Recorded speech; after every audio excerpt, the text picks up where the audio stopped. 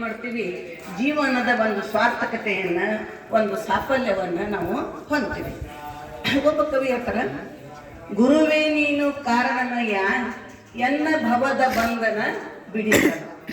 ಗುರುವೇ ನೀನು ಕಾರಣನಯ್ಯ ಪದಾರ್ಥ ಭಾವ ಹೋಗಿ ಪ್ರಸಾದ ಭಾವ ಬರಲ್ಲ. ಗುರುವೇ ನೀನು ಕಾರಣನಯ್ಯ ಮಾಂಸಪಿಂಡ ಹೋಗಿ ಮಂತ್ರಪಿಂಡವಾಗಲ್ಲ. ಗುರುವೇ ನೀನು ಕಾರಣನಯ್ಯ ಸತ್ಯದ ಪಥದಲ್ಲಿ ನಡೆಸುವಂತ. ಇದು ಗುರುವಿನ ಮಹಿಮೆ. ನಮ್ಮ ಗುರುವನ್ನ ಬಣ್ಣಿಸಲು ಏನಿಲ್ಲ, ಶಬ್ದಗಳೇ ಇಲ್ಲ.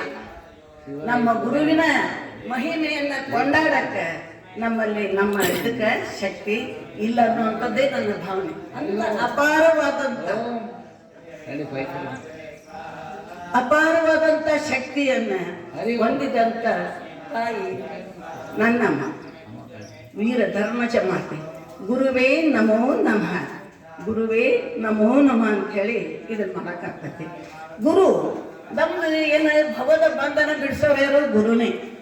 ನಮ್ಗೆ ಒಂದು ವಸ್ತು ಇರ್ತೈತಿ, ಒಂದು ಈಗ ಅಕ್ಕಿ ಅದು ಎಲ್ಲ ಇರ್ತಾವ, ಅವ್ನು ಚೆಲ್ಲಿದ್ವಿ, ಒಂದಿಷ್ಟು ಅನ್ನ ಚೆಲ್ಲಿದ್ವಪ್ಪ ಅಂದ್ರೆ ಅಕ್ಕಿ ಪದಾರ್ಥ ಅನ್ನ ಆದಾಗ ಅದು ಪರಮ ಇದಾಗಿರ್ತೈತಿ.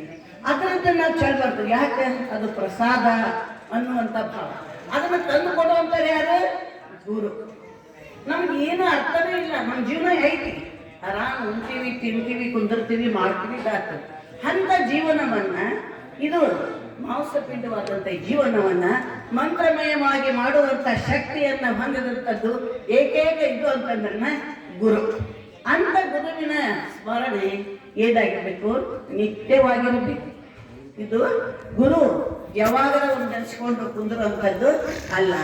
ಆ ಗುರುವಿನ ಮಹಿಮೆ ನಮ್ಮ ಜೀವನದೊಳಗೆ ಏನಾಗಿರ್ಬೇಕು? ಹಾಸು ಹೊತ್ತ